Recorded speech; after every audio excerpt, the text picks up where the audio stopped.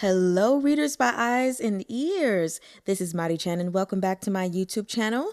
Woo! I'm so excited because today we are officially starting the fourth volume of Stars of Chaos, also known as Xiaopolang by Priest, and I'm ready to see things start unraveling, okay? Because with the way things ended in the last book, there has to be some craziness going on. So let's go ahead and dig into Arc 12. Enjoy! Arc 12, Treason. The Mandate of Heaven Comes to Light.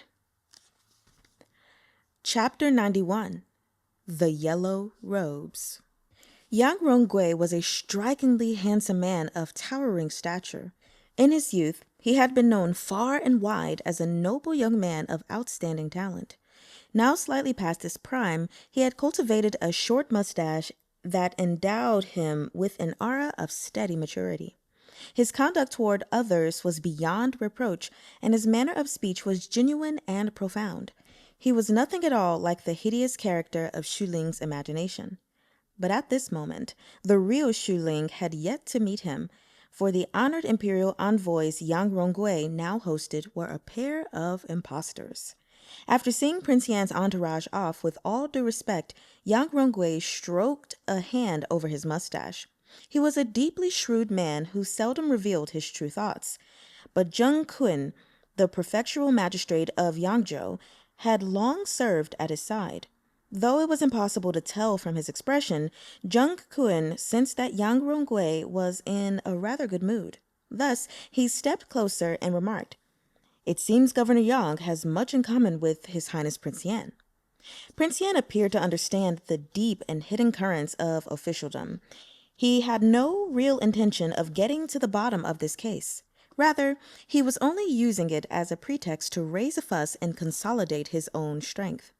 Yang Rongui smiled. "His Highness Prince Yan is a remarkable young man. With a little more polish, he's sure to accomplish great things. As for Assistant Minister Xu, he is an uncommon exemplar of a pure official, perfectly upright in conduct. I had hoped the Marquis of Anding would join us tonight, since I'd heard they'd travel together, but it seems it wasn't meant to be. The Marquis was in a hurry to attend to military affairs and merely passed Yangzhou Prefecture's front gates on his way to the Jiangbei garrison. What a pity I missed meeting Great Liang's god of war in person." Zheng Kun was a clever man and unparalleled bootlicker who had served with Yang Rongui for years. He immediately surmised that Governor Yang was driving at Prince Yan was an inexperienced youngster. Though he possessed great ambition, he had revealed his intentions with only a few words and would be easy to handle. As for that Xu Ling with him, he was a blockhead who had addled his brain by reading too many books. There was no need to waste any effort on him. Most remarkable of all, whether out of a desire to avoid suspicion by mixing military affairs with politics, or due to Prince Yan's own deliberate machinations, the ever-irksome Marquis of Anding had taken himself out of the picture. Thus, they could cast aside their misgivings and put everything they had into the imminent battle. Yang Rongui met Zheng Kun's eyes and smiled. "With these common miscreants spreading their wicked slander all the way to the capital, it's perfectly reasonable that His Highness has to come look into things," he said. "Instruct your subordinates to prepare themselves. We who walk the straight and narrow path have nothing to fear from his investigation." "Yes, Your Excellency," Zheng Kun smiled. "Rest assured that all will be put in order." Only after dismissing the ebullient Zheng Kun did the satisfaction on Yang Rongui's face subside. Malice flooded his eyes. He had known dealing with Prince Yan would be no simple task, but he never expected such a monumental challenge. If not for Assistant Minister Liu's prior warning, he might really have been duped. Prince Yan was a cunning character who manipulated the imperial court with ease. His abilities went without saying. How could he possibly be a mere inexperienced youngster? The great plan Yang Rongui and his allies had devised in the shadows was a tightly kept secret of which not even Zheng Kun was aware. If Prince Yan had taken swift action, sweeping in like a bolt of lightning out of the blue and judging things as they stood, it would have been easier to deal with. But the young prince was focusing his energies and taking his time instead. there was a good chance things were about to go awry. This matter would have to be resolved as quickly as possible. While Yang Rongui and company led the imperial envoys to tour the sparsely populated refugee camps on the city's outskirts, Chang'e and Xuling were conducting their own undercover investigation into the refugees' fate. Watching the noble Prince Yan stroll the streets filled with commoners, Commissioner Xu was perplexed. His Highness took to the city like a fish to water, striking up conversations with small-time merchants and people of all walks of life, adapting gracefully to his circumstances. With the fake Prince Yan acting as a decoy, hardly anyone took notice of them. Xuling, trailing in Prince Yan's wake, made several friends who would happily have him over for a meal in only a matter of days. Their investigation gradually took shape. You say there used to be a bunch of refugee camps outside the city, but you don't know where they've all gone? Proprietor, be careful! Xuling was chatting with an innkeeper while staring at Prince Yan with his heart in his throat. They were currently in a small tavern in the Yangzhou outskirts owned by a retired army escort surnamed Sun. He had a fierce visage and an aggressive personality and would readily remove patrons by force if they crossed him. Thanks to his fine wine-making skills, however, no few members of the Jianghu patronized his tavern. Only in this way had his business shakily survived till now. Innkeeper Sun and Prince Yan seemed to get on like a house on fire. By now, the tavern had already closed for the day. Buoyed by the excitement of their new acquaintance, Prince Yan had carved a horizontal plaque for his friend on the spot and was presently standing on a bench to personally hang it over the doorway. The bench was missing a leg and swayed precariously even when untouched. How could it possibly support a person standing on it? The innkeeper laughed boisterously. Your proprietor's martial skills are excellent. There's no need for a fair-faced pencil pusher like yourself to worry about him. But why are you asking about the refugees? With those foreign dogs occupying Jiangnan, there's no shortage of displaced souls out there, even if they cover the ground with their dead bodies. Who's going to keep track? Xuling hurried to respond. I hear there are over 100,000 refugees in Jiangbei. Our boss sent us to scout the canal banks in hopes of employing some of them in his factories. But we've traveled all this way and hardly seen anyone. How are we supposed to find workers? The innkeeper Sun had by now drunk nearly a caddy of yellow wine. His face was deeply flushed and his gaze seemed to drift. He glanced muzzily at Xuling and bared his yellowed teeth in a grin. What is this? Some kind of interrogation? Xuling froze. Chang'e took the hammer and nimbly tapped the iron nail into the lintel of the little tavern's doorway before leaping down from his perch, the three-legged bench remaining still as stone throughout. Watching the flustered Commissioner Xu, he shook his head with a smile. Xuling had dedicated his entire childhood to studying, his ears plugged to anything beyond his own window. After entering the imperial court as a government official, he spent all his time mucking about in the capital. When had he ever had the opportunity to interact with hardened travelers who risked their lives roaming the Jianghu? Innkeeper Sun glanced at Chang'e and slurred, A white dragon disguised as a fish? You're no simple proprietor. Xuling, terrified, promptly broke into a cold sweat, but Chang'e was unfazed. Accepting the wine jug offered by innkeeper Sun, he knocked back half its contents. White dragons or black, I don't know what you mean by this, but those who make a habit of taking the crooked path at night will inevitably encounter a demon, and I am that demon. Innkeeper Sun studied Chang'e, something profound in his gaze. Then he smiled. So, how exactly did the esteemed imperial envoy find me? Chang'e's identity had been exposed, yet his expression was placid. It was simple, really. I just noticed this little tavern seems to be doing a bit too well in terms of business. Every day you receive no more than 2 or 3 tables worth of customers, yet you seem to go through an endless stream of food and drink. Can you even finish it all? Innkeeper Sun eyed him. All signs of drunkenness had vanished from his face, and his gaze now sharpened into a malevolent grin.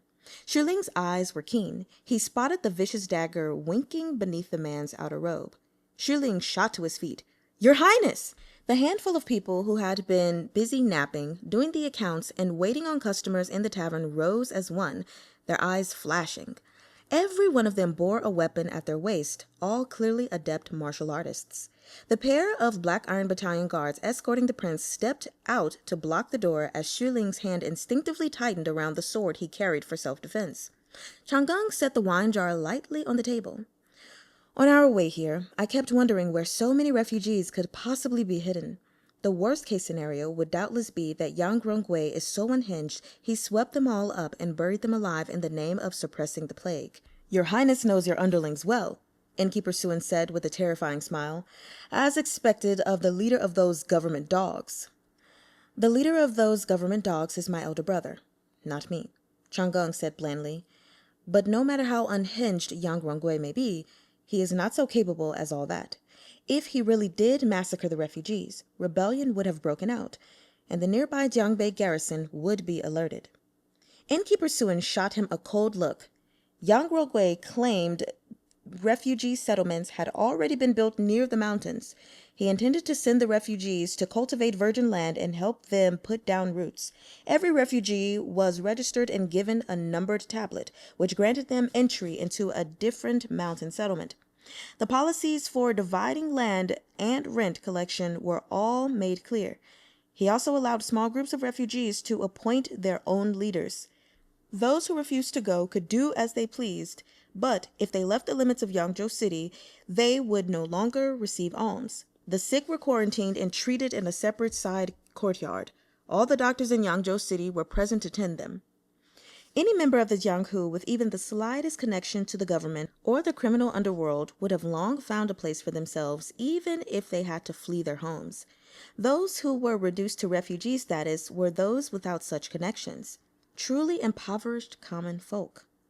Over the course of their lives, the greatest wish of these people was to find a place to settle down and live a good life. As long as they were alive, as long as each day was a bit better than the last and they had something to look forward to, they would never cause any trouble.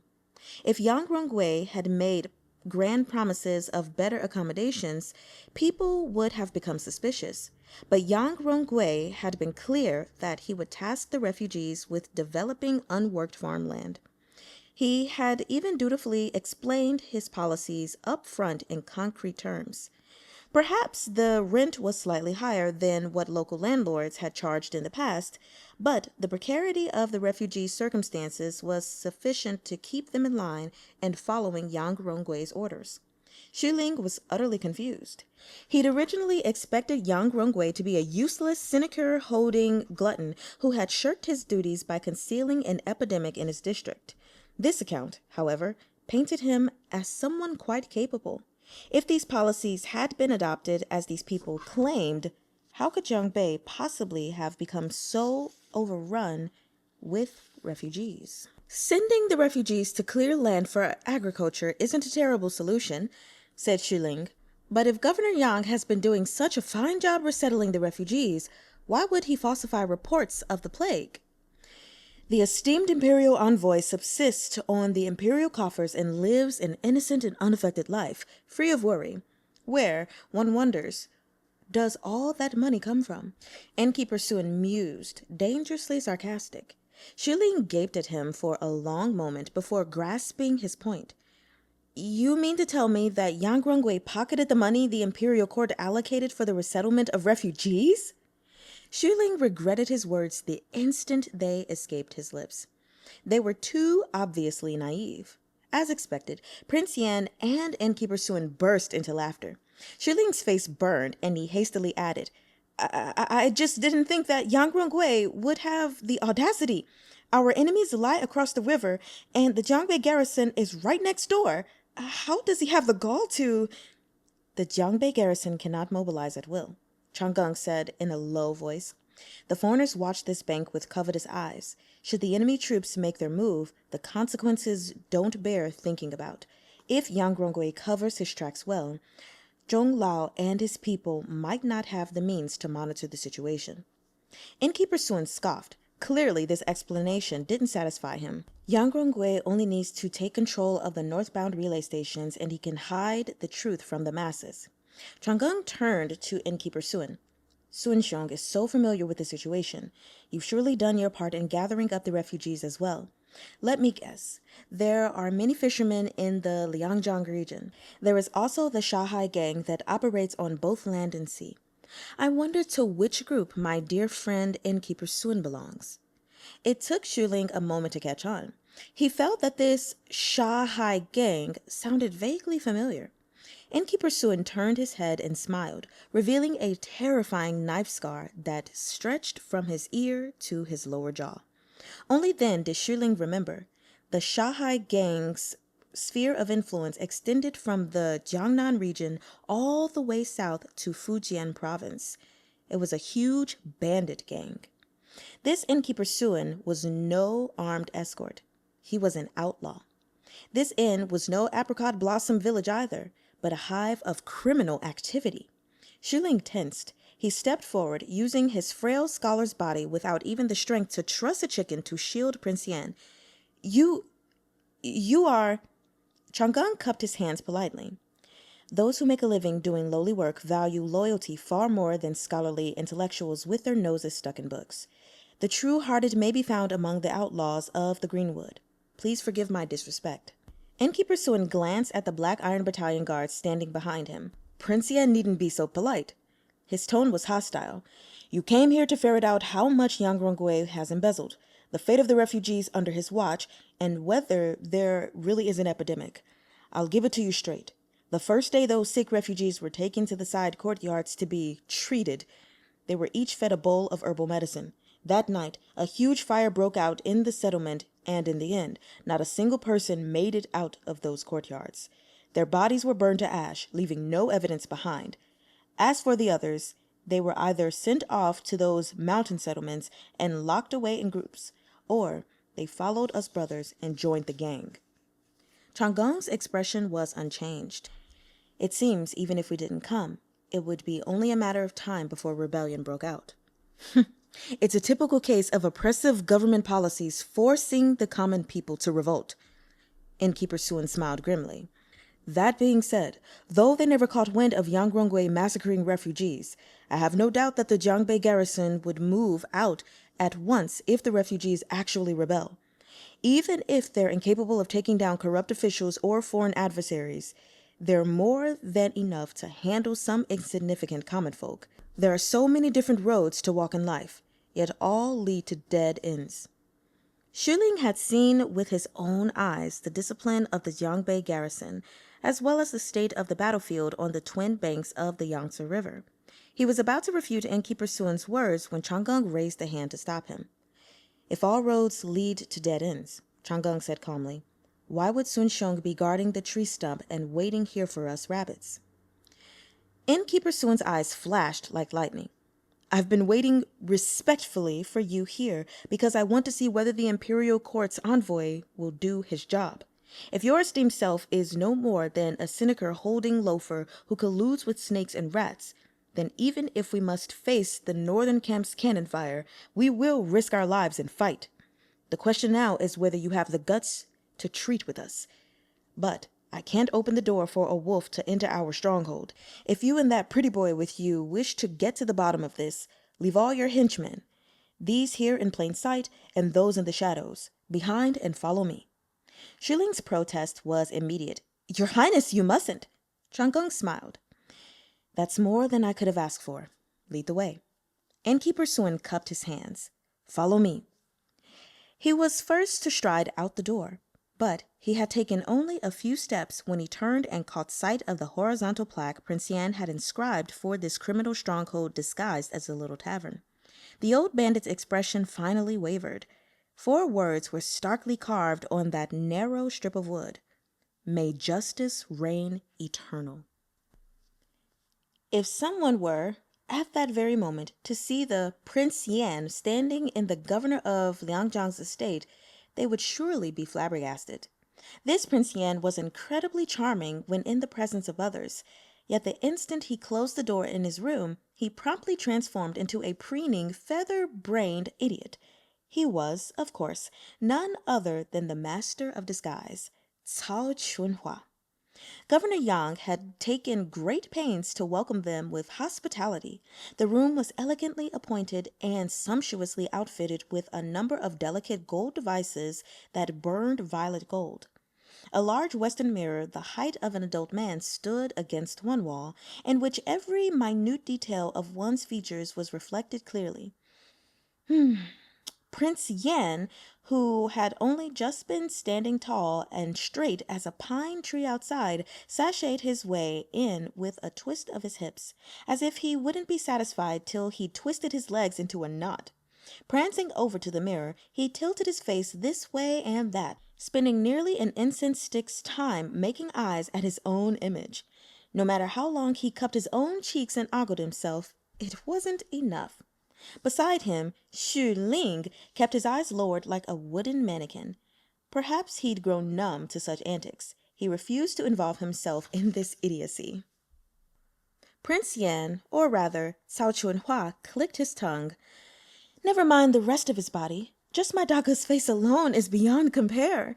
He sighed in heartfelt appreciation. No matter how much I touch it, I can't get enough. Xu Ling sneered. Go touch the real thing if you've got the balls. This face of mine is plenty real. Prince Yan raised his chin in satisfaction. Real enough to pass for the original, at least.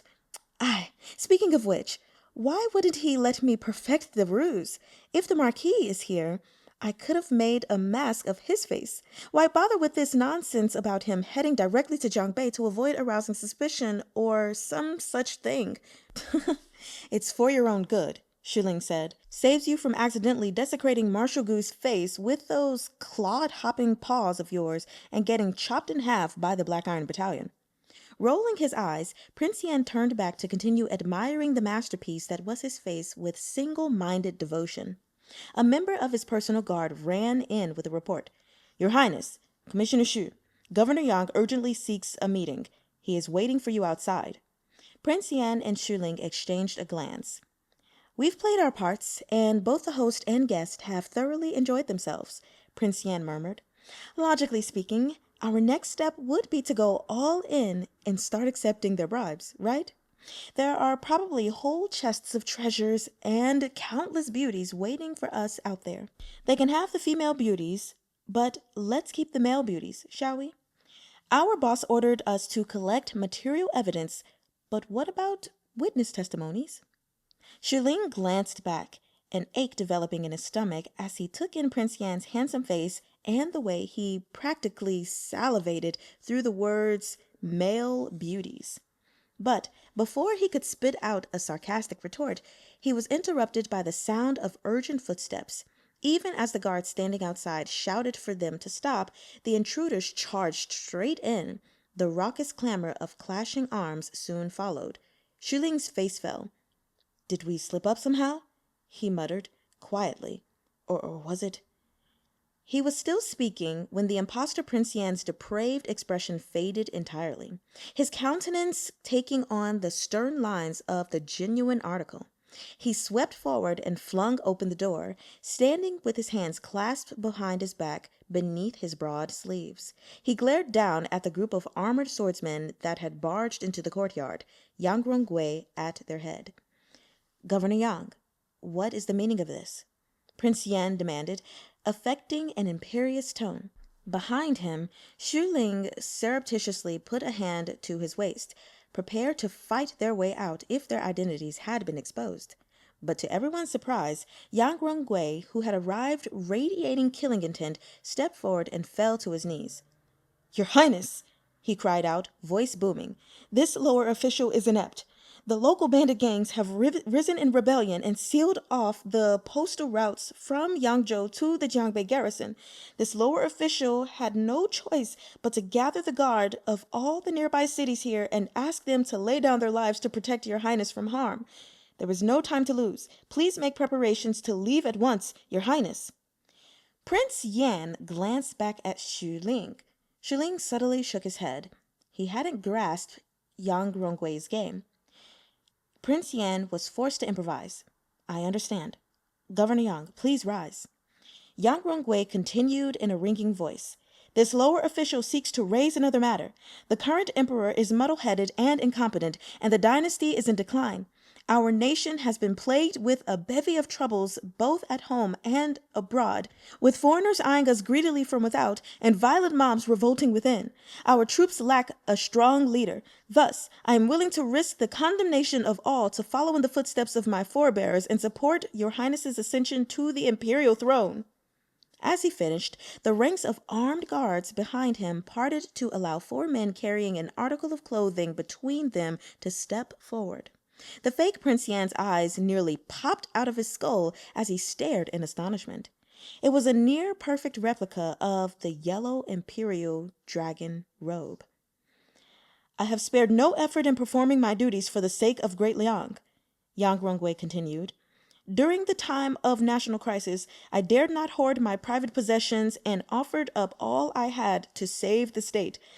I have handed over what few family assets I possess, even my own wife's dowry, to the imperial court in exchange for war beacon tickets. Yet still, our inept ruler questions my loyalty. I have suffered an injustice greater than any known to history. Should a wise ruler appear, I am willing to lay my life on the line to support his rise. This speech resounded like a fervent plea, but in reality, it contained 3 layers of threat and accusation. First, while it's true I took bribes and bent the law, I was forced to do so because of your war beacon tickets. I may be guilty, but you, Prince Yan, drove me to it.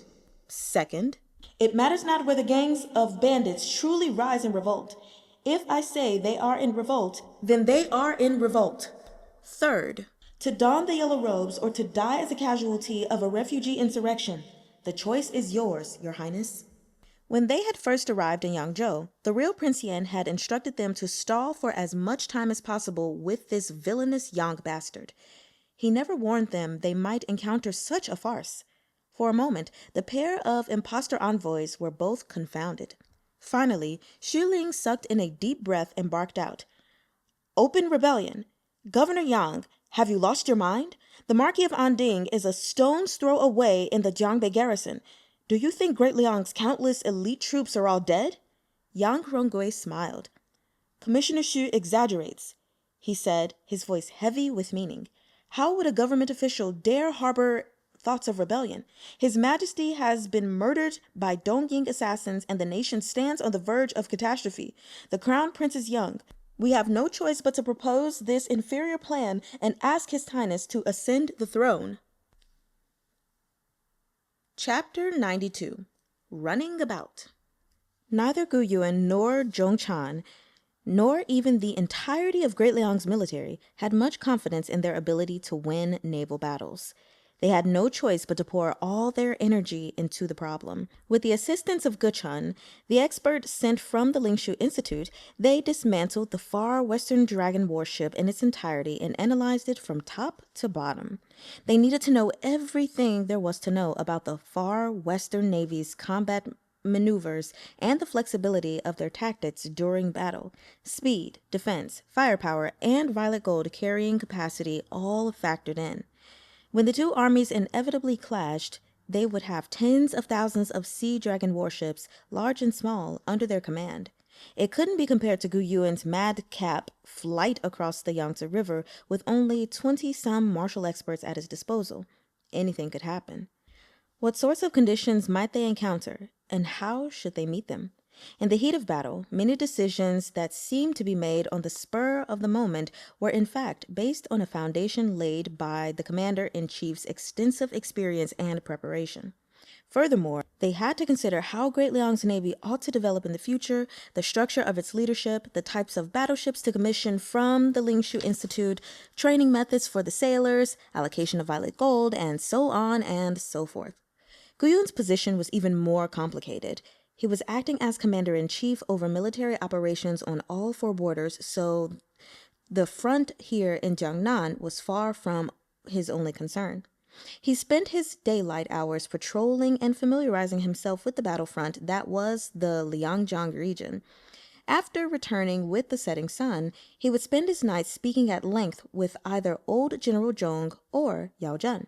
Since Chang'e had left with Xu Ling, Guyun had essentially been working around the clock, so busy he barely had time for a sip of water. Today, he was once again consulting with Yao Jun. When Guyuin rose to leave, he suddenly felt one of his feet go numb. He swayed in place, his heart pounding as he struggled for breath. Yao Jun hastily caught him by the arm. "Marshal, what's wrong?" "It's nothing. I'm just famished." Guyuin flashed a smile, then continued, self-mocking. "To be honest with you, I could eat a donkey burger the size of a horse cart right now." Yao Jun frowned slightly.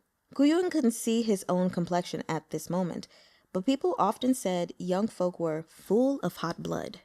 A person's essence, breath, and spirit showed on their face, and whether one was really full of vim and vigor could be determined at a glance from the color of their lips and cheeks. "Why don't you come stay at my place tonight?" Yao Jun asked. "My wife has few hobbies, but she's very fond of cooking. I'll have her prepare some plain congee and side dishes. I can't offer any exotic delicacies, but at the very least you can enjoy a hot, home-cooked meal that suits your taste." In the past, Guyuan would have instantly invited himself over after hearing these words, but recently he seemed to have developed a strange new condition. The more tired he was, the more difficult it was for him to keep food down. All he wanted to do was to lie down and sleep. He said politely, "Many thanks, but perhaps another time. It's already so late. It wouldn't do for me to impose on the madam like that." Yao Jun couldn't insist without crossing the bounds of propriety. He accompanied Guyuan back to the commander's tent, but he still felt ill at ease, so he added before leaving, "So long as the green hills remain, one needn't worry about firewood. Please take care of yourself, Marshal." "We have enough to get through the winter at least, so you can rest assured." Guyuan waved a hand, then lifted his head, stretching his stiff neck. Catching sight of the starry galaxy strewn across the black satin of the sky, he sighed. "I remember back in the day, despite brimming with talent, Chong Tzu-xiong lacked ambition. You didn't even want to take credit for the great achievements of quelling Prince Wei's rebellion. You preferred to guard your own patch of earth and live a peaceful life with your family. Yet now look at you, pressed into leading the war effort. Truly, fate makes fools of us all." Yao Jun smiled bitterly. "The imperial court is rife with partisanship as it is. I am but a powerless scholar. Why should I add to the mess? What good is all that plotting and scheming? Rather than buzzing around the rich like a fly and trying to shamelessly crawl up the ladder, it's much better to settle far from the machinations of the capital and idle the days away. Here, I have my family. We needn't worry about food and drink, and everyone honors their word. How is that not a blessing?" The truth was, Yao Chongse was too smart. He knew very well how to seek advantage while avoiding harm. As early as Prince Wei's rebellion, he had recognized that beneath Great Liang's facade of prosperity lay a fading empire entering its final days. He had no desire to toil his life away for this wretched imperial court. His greatest ambition was to hold this mid-level official position and laze around awaiting death. Unfortunately, no eggs remain intact when the nest overturns. He could no longer shirk his responsibilities by playing the fool. Refusing to relent, Guyuan asked, "Then what will you do after the war is over?" In response, Yao Jun launched into an impassioned speech. "If the time comes that the nation is once again at peace, then I'll put all this behind me. If, after everything, the imperial court is still so noxiously corrupt, why should I bother wading into the muck? Marshal Gu holds the black iron tiger tally. But are you really happier now than you were in your youth, when you returned in triumph from the south and feasted with the rest of us loafers in the company of dancing girls?" Guyuan had nothing to say. Yao Jun smiled in recollection. This lower official remembers to this day a time when Marshal Gu was deep in his cups. You were balanced with one foot on a narrow banister, swaying to and fro with an ornamental saber borrowed from a sword dancer. You etched characters into falling flower petals with such skill that even the Queen of Flowers blushed. You know, that incident remains a much-told tale. Guyuan was so embarrassed his tongue nearly tied itself into a knot. "I was too young back then. Please don't mention such absurd incidents again." Yao Jun laughed, utterly oblivious, and cast his eyes southward. The day we recover Jiangnan, I'll play host and we can get drunk on maiden red wine and play with dancing girls in the warm spring breeze.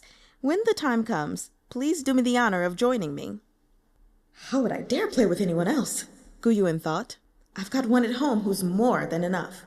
But such craven words weren't fit to be spoken before an old friend, so Gu Yuan only offered a mysterious smile. Their late-night reminiscence of youthful indiscretions had reached this awkward standstill when Guchun burst in with a sheet of billow paper in his hand and alarm written all over his face. "My lord, bad news! Yang Rongwei has launched a revolt." The letter was from the fake Prince Yan. Fearing his wooden bird would be intercepted by their enemies, he hadn't dared mention the ruse involving the double Prince Yans, nor did he indicate that the letter was meant for the Jiangbei garrison. In his plea for help, he wrote that, for the time being, they were feigning cooperation with the insurgents, that he'd no idea what Yang Rongwei planned to do with them next, and so on and so forth. Gu Yuan and Yao Zhen were both stunned. Certainly Gu Yuan had considered the possibility that, failing to bribe the imperial envoy, Yang Rongwei might resort to desperate measures. But after leading the Black Iron Battalion for so many years, Gu Yuan tended to look down his nose at these local garrisons. In his mind, 20 personal guards were sufficient to flatten Yangzhou Prefecture. Not to mention, Chang'an wasn't the type to be so easily cowed. Gu Yuan grabbed the billow paper from Guchun only to find that the script scrawled across it didn't belong to Chang'an at all. The message had been hastily penned, and its contents grew more concerning with every word read, ending with the final, most alarming line of all. "His Majesty has suffered an assassination attempt. His current status is unknown." Possibilities raced through Gu Yuan's mind as he worked himself up into a cold sweat. Detaining Prince Yan in the south while assassinating the emperor in the capital. Now that he thought about it, such a plot wasn't impossible so long as one had the guts to do the deed. If not for the Lingyuan Pavilion's wooden birds, given Yangzhou City's current lockdown, this news would have been completely blocked. Yang Rongwei and his collaborators could have secretly escorted Prince Yan north all the way to the capital with the Jiangbei garrison none the wiser. If Li Feng was really dead and the throne vacant, it would change everything. "Marshal?" Yao Zhen ventured, petrified. "Send word to old General Zhong and ask him to lead me a few armored hawks. I'll return them later. Hurry." With this, Gu Yuan completely forgot about his dizzy exhaustion from a moment ago. "Xiao Ge, you stay put. Figure out some way to contact the capital and find out what's going on. I'm taking some men and heading to Yangzhou." At this moment, the imposter Prince Yan and Xu Ling had finished packing their bags and been invited aboard the metaphorical pirate ship. They departed Yangzhou with the rebel army and marched north, on their way to force an abdication. The rebels kept a low profile the entire journey. The fact that barely a whisper had leaked of something as major as a plague in Jiangbei was sufficient to demonstrate the control Yang Rongwei and his traitorous faction exerted over the relay posts along the canal banks. Evening found the entourage resting at one such relay post. Prince Yan and Xu Ling were forced to share a room, an insult to their stations. Their personal guards had long since been dispatched. Instead, they were surrounded by layer upon layer of Yang Rongwei's people. They wouldn't have been able to fly out even if they sprouted wings. Only in the latter half of the night did Prince Yan finally peek out through the crack in the window. Seeing that their guards had relaxed slightly, he rubbed his face and said to Xu Ling in a low voice, "Had I known how difficult this mission would be, I would have stayed put in the barbarian grasslands. His Highness owes me big time. Who knows whether Gupang Xiao's received our wooden bird? Even the young master's gotten embroiled in this mess. Your dad would be worried sick if he knew." Xu Ling was about to respond when his expression suddenly turned grim. The men guarding the rear entrance had inexplicably and silently collapsed. And the next moment, a dark shadow darted into the courtyard, so fast it seemed to fly. Everything Xu Ling carried that could be used for self-defense had long been confiscated. He grabbed a porcelain cup from the table and flung it at the intruder with surprising force. With a tilt of his head, the intruder narrowly dodged the projectile before sweeping the porcelain cup into his sleeves. He stole soundlessly through the back window, his movements astonishingly nimble. Despite the flurry of activity, the wind chime hanging over the window didn't so much as stir. The man jumped down and yanked off his mask. "It's me," he signed. It was Guyuan. Xu Ling had never met Guyuan before and started in surprise, but Prince Yan gasped sharply, his face lighting up. Guyuan had already felt something was a bit off. The force with which Xu Ling had thrown the cup was too strong, but he didn't have the time to consider this just now. He peered outside and frowned. "How did you end up like this?" he signed rapidly. "What happened to your guards?" Guyuan's hands were still moving when Prince Yan threw himself at him like a fledgling bird diving back into the forest, his gait so charmingly coquettish as to elicit gasps of amazement. Few knew that Guyuan had a dog's nose capable of sniffing out any fishy individual who came within a meter of him. Not only did the Prince Yan before him lack the ever-present scent of pacifying fragrance, he smelled faintly of rouge and powder. Guyuan took a swift step back and grabbed this impostor by the throat. "Who are you?" Prince Yan hadn't expected to be exposed the moment they met. Utterly thwarted, he flailed and mouthed, "Uncle Shirley, it's me." The only person who called Guyuan Uncle Shirley were Ge and Cao Chunhua, who had followed Chang'eng from Yanhui town to the capital all those years ago. The two of them had gradually stopped addressing him by this moniker once they came of age. Guyuan's grip went slack. "Xiao Cao?" he asked, shocked. While Guyuan was secretly making contact with his doubles elsewhere, the real Prince Yan had vanished into thin air. On the 3rd day of the 7th month, a confidential letter from Yangzhou passed through the 9 gates of the imperial city and landed in the hands of Liu Chang in the capital. When he read the missive, Liu Chang couldn't help letting loose a hearty laugh. Minutes later, he stepped into his room for a private discussion with his trusted aides. A messenger was soon dispatched to request the presence of Minister Fang.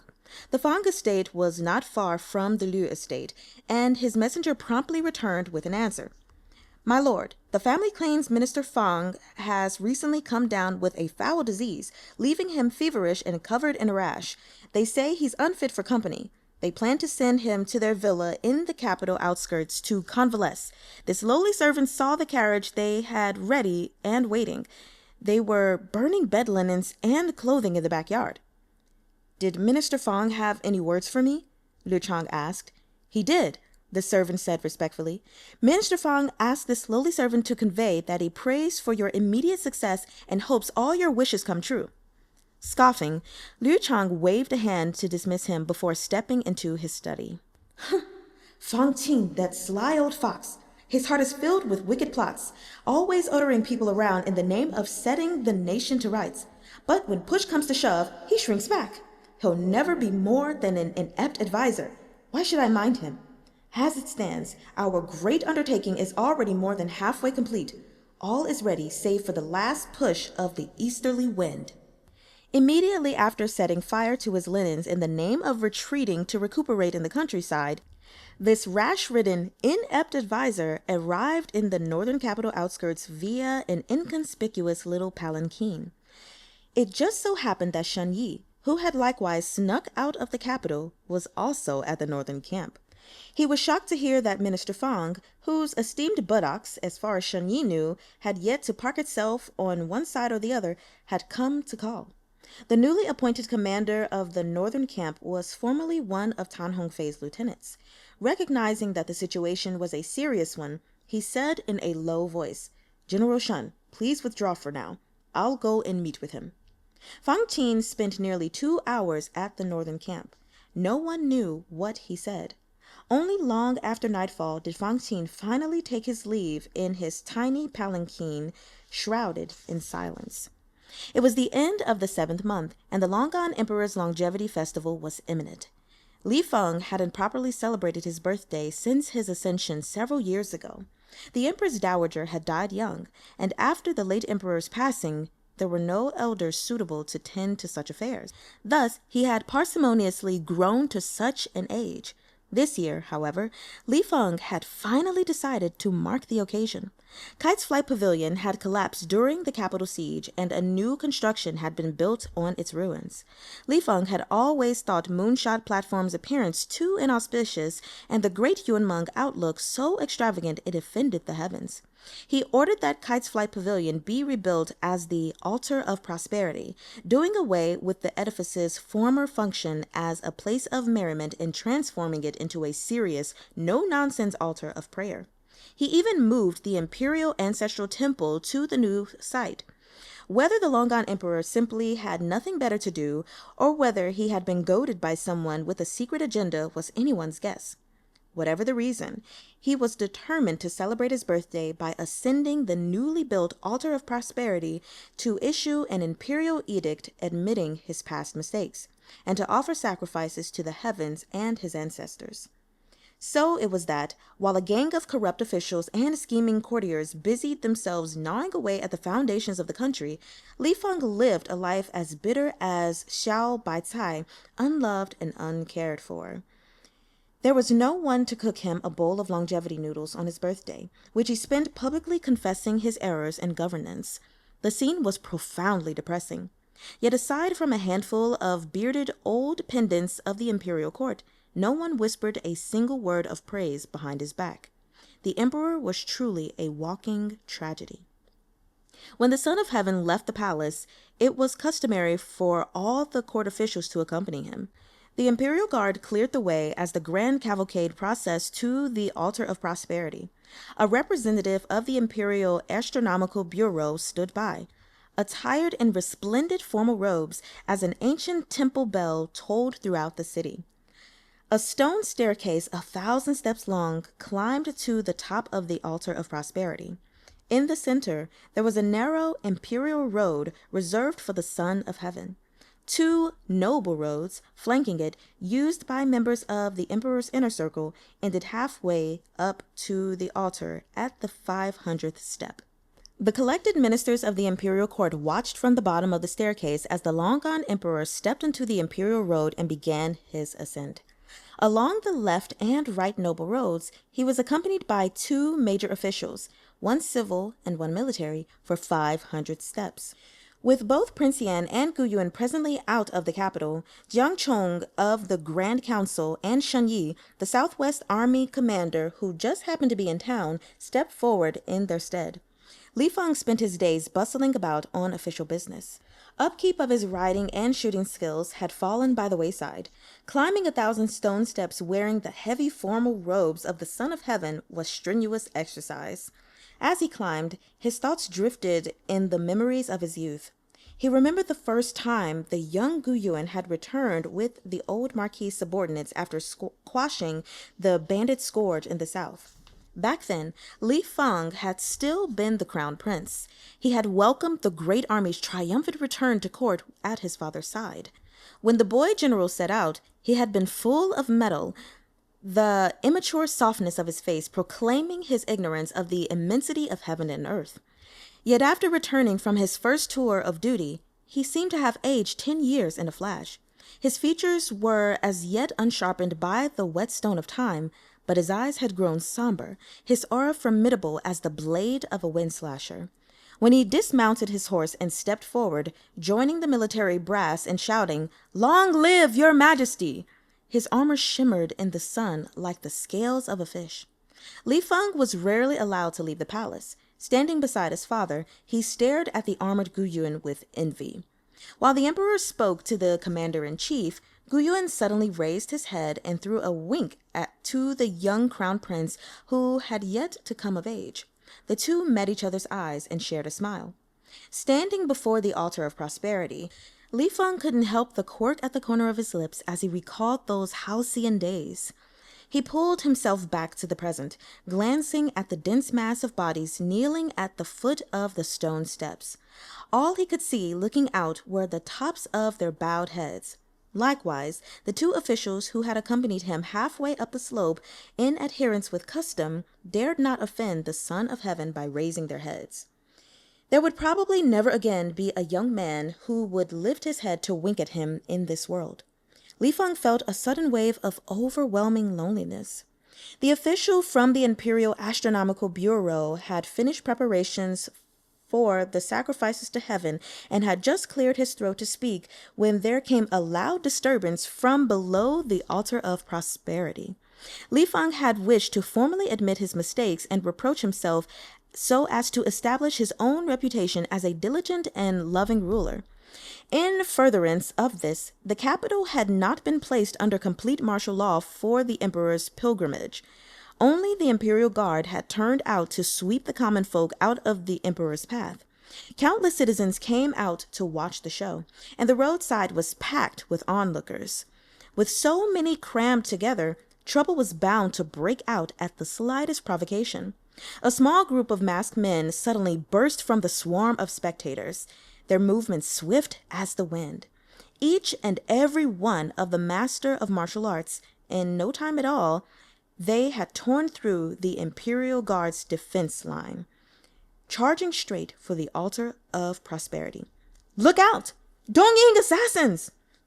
The crowd of ministers at the foot of the steps devolved into chaos. Liu Chongshan, the captain of the Imperial Guard, cried out, "Protect His Majesty!" In his urgency, he dashed up the Imperial Road with his men in tow and fell to his knees 2 steps below Li Feng. "Your Majesty, it's too dangerous here," he said in a rush. "This humble general will escort your Majesty away." Incensed, Li Feng lashed out at Liu Chongshan, kicking him in the shoulder. "Useless trash!" Liu Chongshan looked up. His eyes flashed menacingly as the handful of Imperial guards standing beside him drew their swords. A tremor shook Li Feng's heart as realization dawned. There were no Dongying assassins. This was a revolt. These tactics were identical to the ones the late emperor had used against the Black Iron Battalion at the behest of the barbarian concubine. Torn between shock and fury, Li Feng stabbed a finger at Liu Chongshan. "Insolence! How dare you!" Liu Chongshan chuckled as he rose easily to his feet. He brushed the dirt from his shoulder and stepped forward, closing in on Li Feng. "Your Majesty, please allow this humble general to escort you from this treacherous place for your own good." All right, everyone. That concludes the reading of the first 2 chapters of Arc 12, Treason. Yeah. So, like I said, things are starting to unravel and I am super excited. Also, really the only thing I want to say before just signing off today is that Yang Rongwei is despicable. Yeah, that's all I can say about him. And I don't think I need to elaborate on that. So anyway, I hope you all enjoyed these 2 chapters. I will read the last 2 chapters of this arc at another time. My enlarged ovary is acting up again, so reading is becoming a little bit more difficult again, and it's super annoying, but I'm working through it the best that I can without overworking or straining myself. So anyway, I love you guys. Thank you so much for your dedication to listening to Stars of Chaos, and anyone who happened to listen to Thousand Autumns. I'm super grateful to have you guys here. We are officially in the month of February, so the only thing I want to say is I did a voting sometime forever ago, I think early January, about what I should read next. And so far, the majority vote has been for The Disabled Tyrant's Beloved Pet Fish. So yeah, that's going to be what's read. I was going to do a second poll just to see for the newcomers that may have come so they could cast their votes, but I've just decided to go ahead and go with what the majority is going for. I feel like it probably won't be that much different. So that's supposed to be started mid-February, so keep an eye out for that. I may even start it possibly at the same time of reading Stars of Chaos, but maybe only when I get to volume 5. We'll just see how things go for me, work-wise, school-wise, and health-wise. But either way, I feel like I've just rambled a bunch. Yeah. Well, Eineman.